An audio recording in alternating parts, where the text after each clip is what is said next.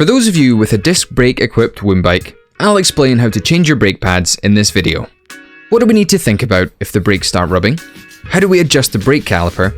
And how can we make sure your lever is positioned at the right angle?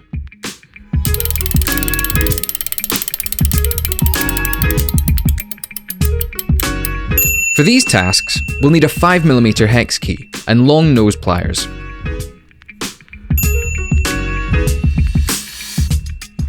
So we'll start by taking off the front wheel. We can put this to one side for now.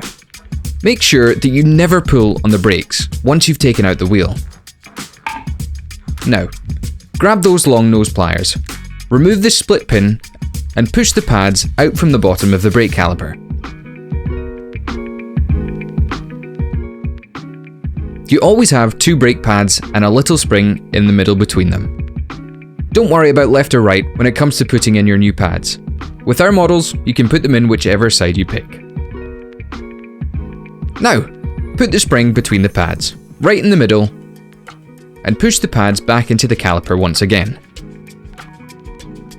Next, get your new split pin and put it in.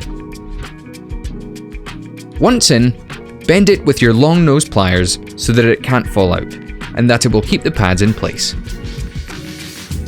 Now we can put the front wheel back in. Put the through axle back in and tighten the quick release.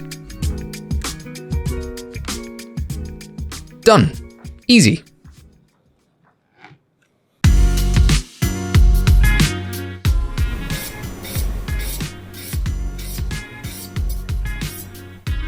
For the next step, we need that 5mm hex key.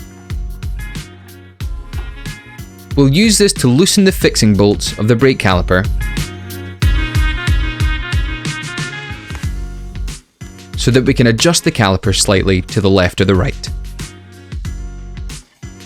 The reason we're adjusting the caliper is to make sure that our rotor is sitting centrally between the two pads.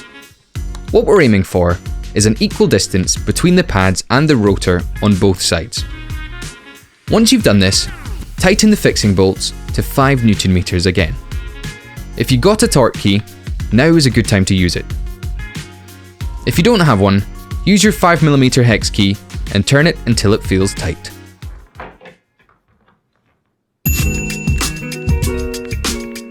What we really want for brake levers is to create a straight line from the lever up the arm of the rider.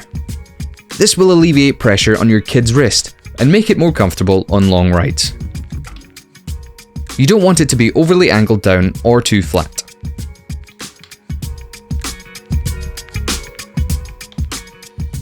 Whenever you've finished working on brakes, you need to test them before riding the bike again. After replacing brake pads, the thing to do is always bed in the pads first. Once you've done that, go and have a great, safe ride.